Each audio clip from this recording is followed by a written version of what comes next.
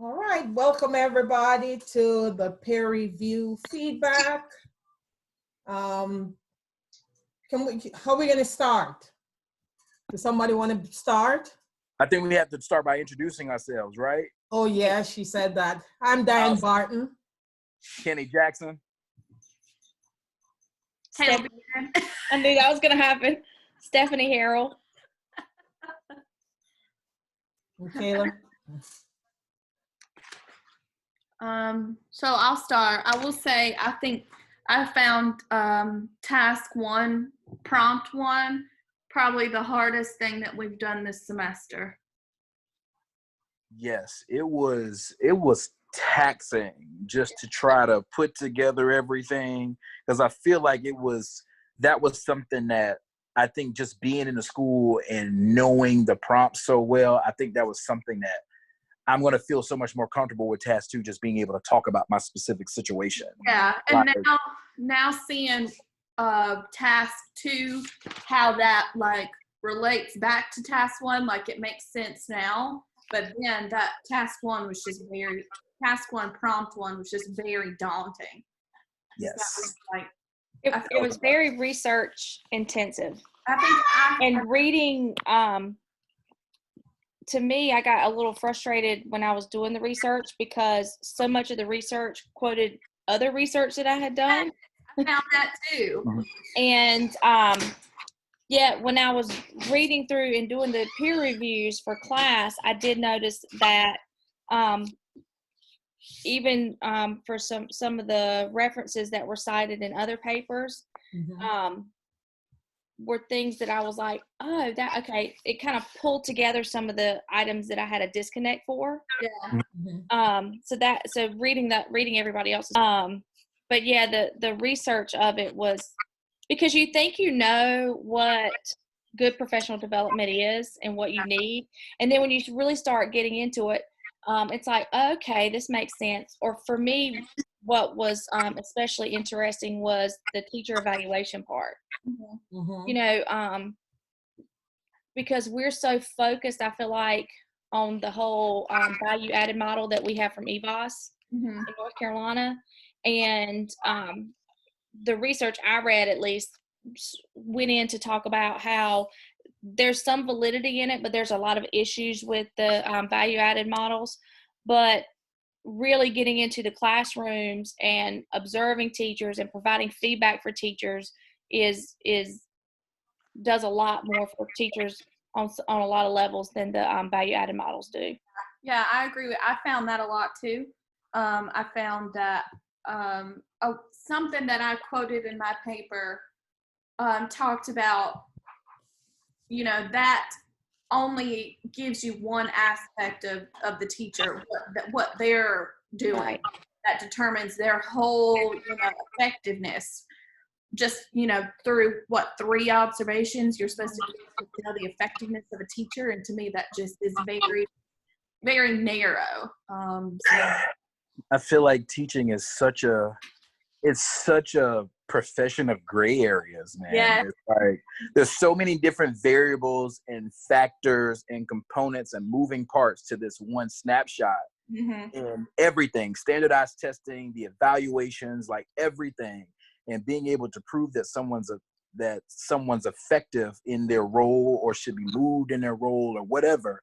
I just feel like, wow, like I have a whole new level of respect for administrators, because it's like, God, like to be able to try to ascertain all of that stuff at one time, it's ridiculous.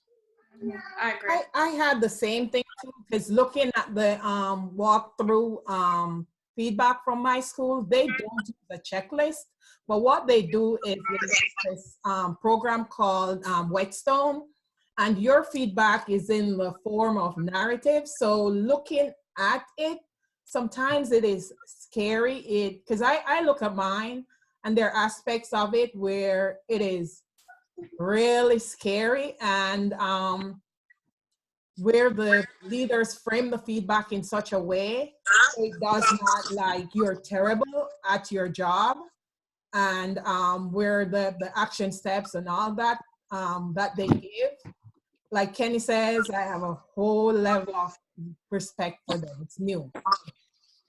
Well, and what's interesting for me, last week when everything started with the virus, I was kind of put into this administrative role. And I really started taking a lot of that research that we had done, that we did for this task, and started to applying it like this, you know. And when we're as our district is requiring us every day for every school to have a morning Zoom meeting from 9 to 10 o'clock. And as part of that, we have to figure out how to do PD. And it was just funny that all this kind of came about at the same time. And I was like spouting off research to my administrators. I'm like, but is that really quality? Like, is that something that we need to spend time on at this point? So it's the timing was, I guess you could say, impeccable for me for that. I also don't know if this task would have been such the task that it was time wise had it not been for all the craziness that was last week. True. Sorry, my dog stays outside. Mine over Gardner Webb spring break. Like, I had already, I think I finished the first building efficacy, so I just, had the other 4 to do. But I feel almost as like I have regressed just because of the whole virus situation, whereas before I felt myself kind of starting to get an administrator feel and flow. Now I feel like all of that has been taken away because I'm now so focused on delivering classroom instruction in a way that's never been done before that I can't think about. Right now, my brain is not thinking administrator. My brain is thinking, how do I, first of all, are the kids eating? Second, are they all okay? Are they all safe? Third, how am I going to continue my instruction? So I've tried to look at it from an administrator. I can't do it right now. I feel very AAPTEL task 1 prompt 1 right now. Yeah. I feel like everything's restarted. Like, yeah, I agree. And then, school closures present the problem of, walkthroughs, because I didn't get any walkthroughs done. I didn't either. None. I got none done. Thankfully, I was able to email my administration, and he shared with me a large spreadsheet that has some that he's done. So I'll be able to use that. But my administrators gave me the data from all the walkthroughs they've done this year. Yeah. All grade levels, Yeah. K through 8. That's a lot. So that's what last night I spent some time trying to go through all of that to make heads or tails of everything. Yeah. I got the same thing from my leader, but it's too much. So I'm just going to do the core content teachers, because it's for everyone, and it's the data is too large. So Dr. Stedman said I can do that. So I'm going to just use that for you. I'll have to look in and see how they have that separated out to see if I can do that. Kenny, do you have a plan for walkthrough data? As far as walkthrough data is concerned, I talked to my administration team. I asked them for data that they had, because we do ours through Google Forms. Yeah. So I was asking to see what kind of stuff they have, but I found out that stuff isn't data that they hold in-house. Our Google form, it's all sent to, I guess, the administration people at the district. So like that form, like we don't even have access to the data technically, and they kind of compile it and send it back. Our district does the same thing. They have a Google form and they compile it at the district, but my administration was able to access it and send it to me. I don't know. I know every district's What's different. happening with that? My instructional coach did give me like a broad, like, hey, here are some things over my time here that we do well. Here are some things that we don't do well. So I'm going to kind of use that as the, I guess the skeleton to go ahead and get my stuff started. Right, because Dr. Stedman said we could do that too, because I asked him, I'm like, can I sit with my instructional coach, my AP, and my leader, like to do informal, like help me to fill the data out? And he said that was fine. Has anybody kind of identified an area of research that you think is going to be more gap analysis? I have not that far yet. I think mine is going to be probably retention, because we have a lot of turnover. We've had a lot of turnover in the past couple of years, which is unusual for my school, because in my school you pretty much teach at the school until you die. So we've had some turnover. So I'm looking into that one and the professional development one. Those are the two that Our professional development was an issue for us as well. I know the gap analysis is in task 2. Mm-hmm. I might have been checked out on one of the videos. Like, what is that again? Is that like the thing that we're not doing well, and that's what we're going to do, like the little action plan and say, yeah, okay. So you kind of identified the gap analysis through all the research, like those 5 areas, and then through like your walkthrough data and your survey is where you find out, like, the research should be doing this, but the data says that we're doing this, and that in there is your gap. Analyzing the gap between the research and what I have. Yes. Got it. Yeah. But he So said basically, just to make sure the needs assessment is in task 3. We're just to identify the gap in task 2. Yeah. The gap analysis is task 3. Yeah, I think that's, you actually write it in task 3. In task 2, I think you want to talk more narratively about the things in your school. Am I correct? Yes. Task 3 is where you do like the action plan and get all that. Task 3 is where you're actually going to make the action plan and. Yes. Yeah. Makes sense. And I've identified a group of teachers to help with that. We've got a Zoom conference planned for that next week. Oh, you are ahead. You are a superstar. No. I just said, I don't have the actual everything identified, but I did send out an email to the staff and thank them for doing the survey, and I asked if anyone that was willing to serve on this, like a teacher team, to help identify some issues and how to fix issues. And I had about 7 or 8 teachers that kind of ran from kindergarten all the way. It was actually miraculously a good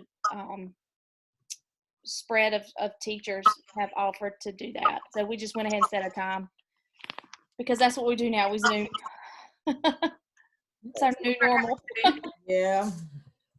All right. Anything else? I think I'm all good. I think I'm straight. Yeah, so I just found this feature today. I wanted to share it with you just in case. So like task 2, prompt 2 is where you have to show the figures. Mm-hmm. So I think most of us said that we got data from a Google form from your administration or your district or whatever. Did you guys know that you can generate charts from the Excel spreadsheet? Did not know that. Okay, do you want me to show you? Please. Sure. Yes. Okay. Holding my screen right fast. Oh wait, Diane, I think you have to give me permission to share my screen. Do I do that? You go down to where it says share screen, and you should have like a little bar or something to the side that a little arrow that pops up. And it if you click on it, it says allow others to share. More. Let's see that. What left, right? down at the bottom, it says like share screen, right, Stephanie? Uh-huh. And then when you click on that, like it's the green button, Diane, and when you click on share screen there, it should say allow others. I got you now.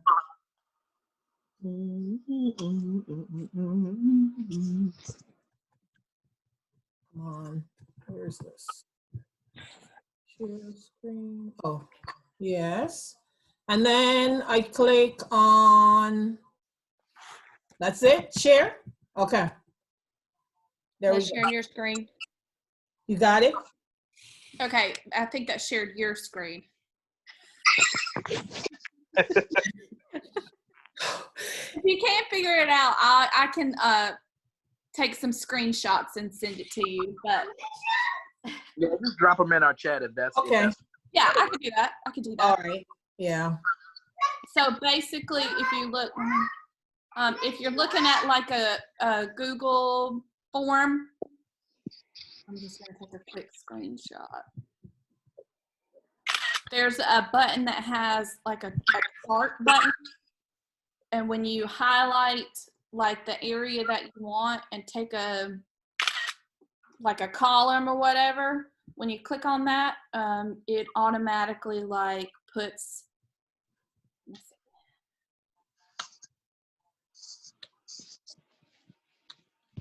Oh, those guys. Nope. Hello. Body go. They're here. Let me see. Hold on. I'm trying to look for something.